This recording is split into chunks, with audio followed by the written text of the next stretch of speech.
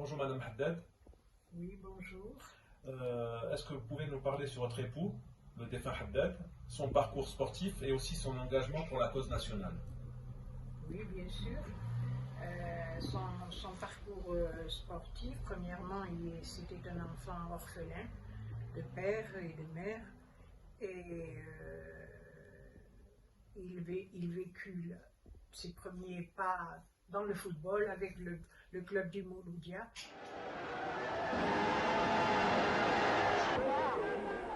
Un grand match de football mettait ensuite aux prises à Oran les équipes d'Alger et d'Oran. À la suite d'une jolie série de passes, l'ailier droit Dipéry marque le premier but pour Oran. Mais à la mi-temps, les deux équipes sont à égalité, 2-2. Je crois qu'il le chaperonna pour sa future carrière. Il est resté chez eux pendant 9 ans. Arrivé en senior, il a été appelé et remarqué avec un ami à lui, et footballeur aussi,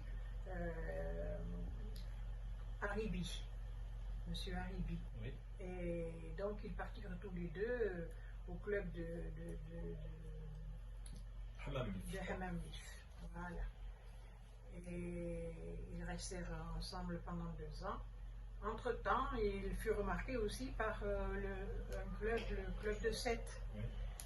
qui le sollicita, lui et aussi Haribi. Et ils ont passé 2 ans ensemble à Sète, où il fit un duo assez, comment dirais-je, assez solide. Il avait pris ses marques avec Haribi et ils étaient vraiment au top. Et de là, Toulouse... C'est l'OM. C'est l'OM. C'est l'OM, oui, pardon. Je saute. Pardon. Et de là, l'OM le sollicita aussi et il partit à l'OM pour 2 ans. C'est l'Olympique de Marseille en blanc qui donne le coup d'envoi de la finale de la Coupe de France, l'opposant à Nice. Le président de la République et 60 000 spectateurs sont à Colombes. La première attaque marseillaise est brisée. Et le Niçois Antonio reçoit la balle. Bien que sévèrement marqué, il passe à Ujlaki, lequel, malgré Salem, centre. Johnson intercepte et passe à Rossi. Et de là, c'est le TFC qui l'a contacté. Le TFC qui est? Toulouse Football Club. Ah, merci. Voilà. Et oui, parce que on avait l'habitude de dire le TFC, on n'a jamais dit de Toulouse. Le football oppose le FC Toulouse, maillot blanc, au SCO d'Angers. 45 000 personnes et le président de la République voient ce centre de Tison arrêté par Roussel à Colombes. Et les Toulousains repartent par Brahimi, qui dribble 1 fois, 2 fois, 3 fois, puis 4 fois, et centre en retrait sur De Reudre, qui marque un but splendide à la 10e minute. Donc, il est parti de quelle année Il a démarré en 52. En 52. Oui. De 52 à 56. C'est ça. Voilà. Et oui, il fit aussi une grande carrière et pendant ce temps-là, il a été sélectionné en équipe de France. Okay. Équipe de France B, je me souviens, la première fois. Combien de matchs? Pour 6. C'est là que vous l'avez connu? Oui, c'est là justement que je l'ai connu. C'est pour ça que je parle un petit peu serré, parce que je n'ai pas vécu la période précédente, mais bon, on se l'est raconté d'une fois. Voilà.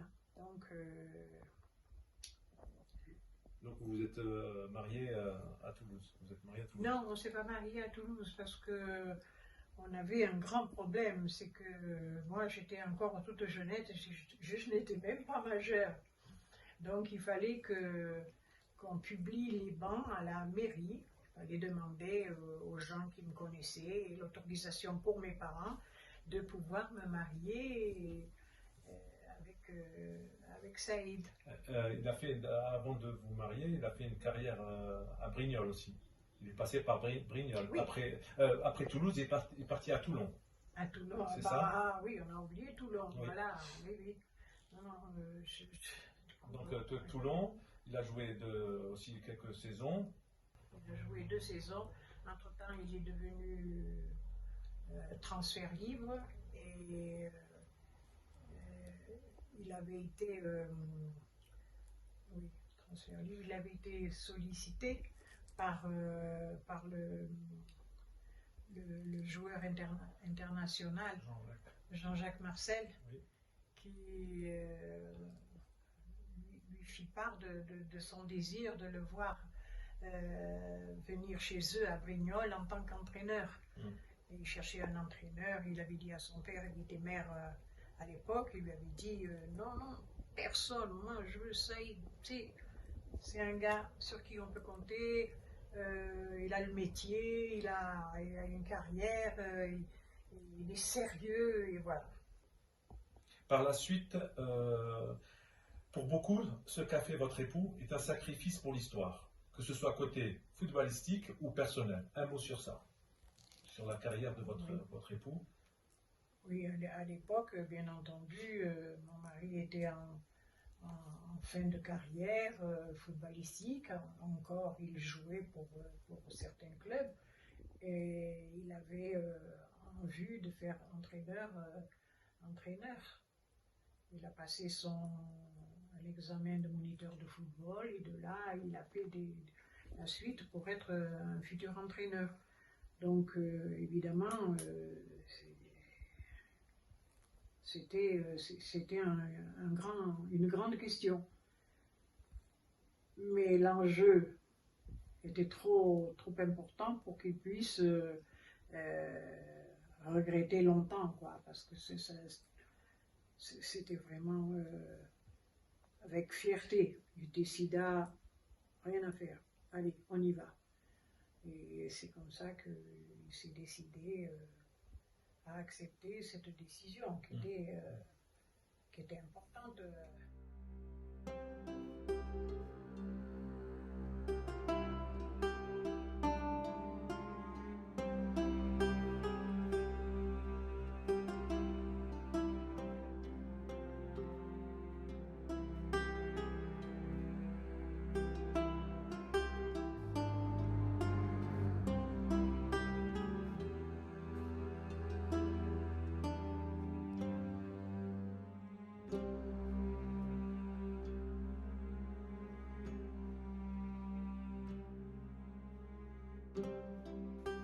Et de votre côté?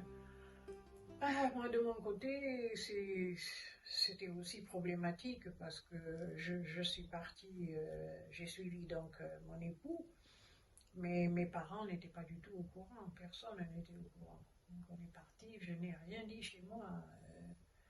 Et ça a été très dur de prendre cette décision.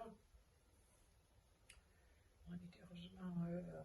on s'entendait bien, on était mariés, Saïd m'a bien soutenu et encouragé. Au début, j'avoue que j'étais une enfant, moi j'avais à peine 18 ans, on me demande quelque chose d'incroyable, quoi, enfin, qui n'est pas de mon âge, si vous voulez, à l'époque.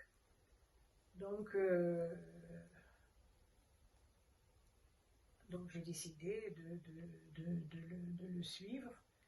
Et mes parents ont été avertis après, dès que nous sommes arrivés à Tunis. جزائر إذا ما ذكرتك شاع كياني وإما سمعت نداك ألبي ومهما بعدت ومهما قربت غرامك فوق ظنوني ولبي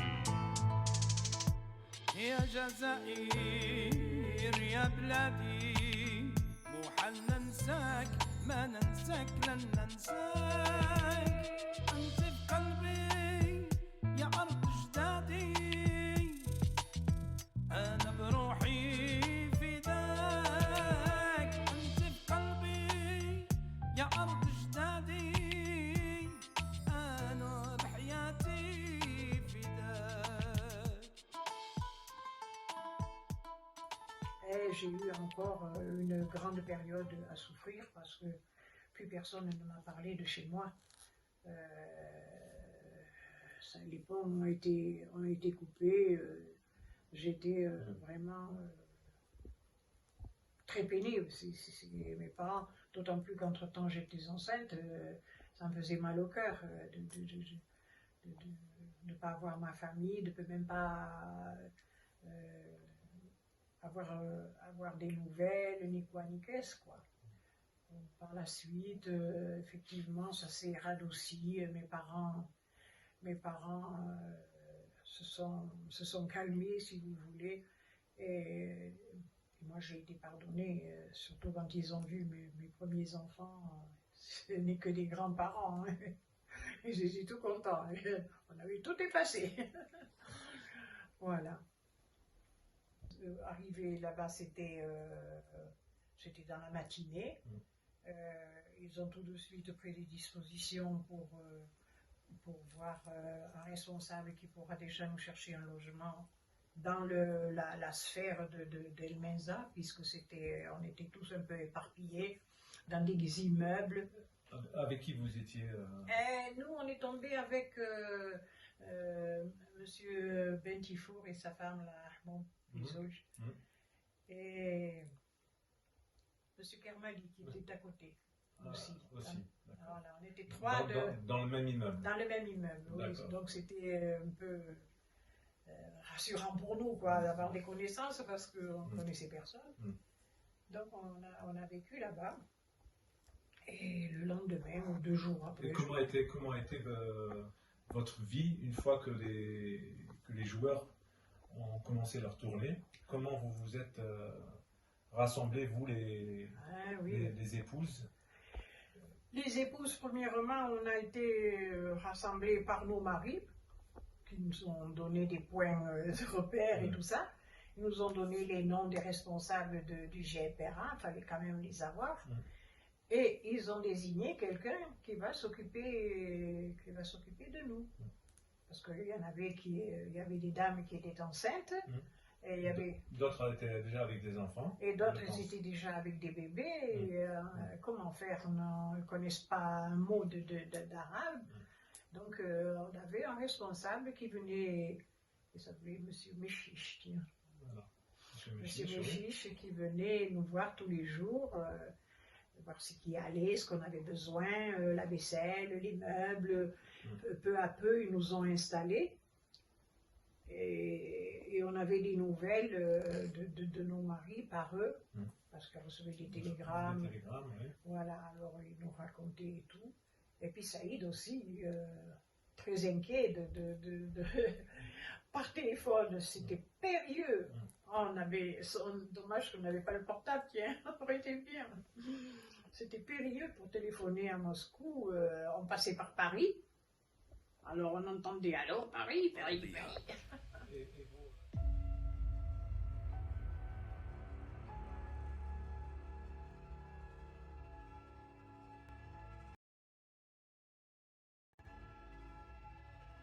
Et votre confort à l'intérieur de ces maisons C'était, oui, un peu juste, quoi, hein, parce qu'il y avait le strict nécessaire. C'est-à-dire, il n'y avait pas de confort. Il n'y avait pas de confort.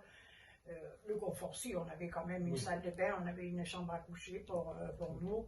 Un petit, pas beaucoup de meubles, très peu, juste pour mettre nos quelques affaires, c'est tout, quoi.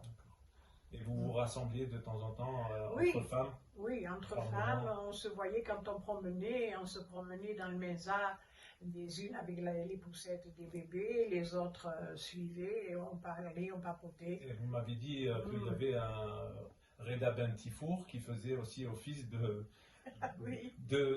nounou de nounou pour nos enfants, oui, ça c'est vrai. Ça c'est vrai, oui. Ah oui, il gardait le fils de Bekloufi, le fils de Brahimi, et mon aîné, Anissa, qui est né là-bas à Tunis. Et lui, c'était le grand, il devait dépasser de 3 ou 4 ans. Et c'était le grand, il le promenait. Ah oui, par ici, pour se promener. Il faisait marcher la baguette, le pauvre, mais non, je plaisante. On était bien contentes. Et sur le plan humain, qu'est-ce que vous en retirez comme expérience? Moi, ça a été un merveilleux souvenir de ce peuple. Ça y est, je vais avoir envie de pleurer parce que je les ai trop connus. Et tout le bien qu'ils nous ont fait, l'accueil qu'ils nous ont fait, ils ne nous lâchaient pas. Quand ils ne nous voyaient pas, ils venaient, ils sonnaient. Alors qu'on ne parlait pas l'arabe. Moi, je ne parlais pas l'arabe et elle ne parlait pas le français. Alors, comme ça, on est arrivé peu à peu comment dirais-je, Se comprendre assez. Voilà, avoir des conversations, savoir ce qu'on voulait et tout. Et quand ils avaient des fêtes chez eux, un mariage, un baptême, un grand plateau magnifique de couscous. Merci. Voilà. من أجلك عشنا يا وطني نفدي بالروح أراضينا قد كنا أمس عمالقة في الحرب نذل أعادينا وإن اليوم عمالقة في السلم حماة مبادينا من أجلك يا وطني أبطالا كنا لا نرضى غير الأمجاد تحيينا نزهو بالماضي في ثقة والحاضر يعلو ماضينا فجرنا الثورة من أزل سجل يا دهر معالينا والنصر الأكبر كان لنا مجدا من صنع أيادينا من أجلك يا وطني جيش التحرير وجبهته كان ضوءين بداجينا قال في البدء كرامتنا والشعب يسود هنا فينا خير. Oui, je voudrais en même temps envoyer un message à toute notre jeunesse algérienne en ce qui concerne déjà dans un premier point, les anciens moudjahidines qui ont combattu et ont laissé leur vie ou leur santé pour l'indépendance de leur pays. Et en deuxième position, ces fameux joueurs de l'équipe FLN de football qui sont partis sur les routes par tous les temps avec des moyens de transport qui laissaient à désirer, c'était pas le confort aux années 50. Et ils ont hissé le drapeau à travers plein de pays qui ne savaient même pas situer l'Algérie. Rien que pour ça, soyez fiers de ce qu'ils ont fait et œuvrez pour une continuité, retroussez vos manches et travaillez avec cet exemple, ainsi que l'exemple des anciens moudjahidines. Et comme on dirait, 1, 2, 3, vive l'Algérie!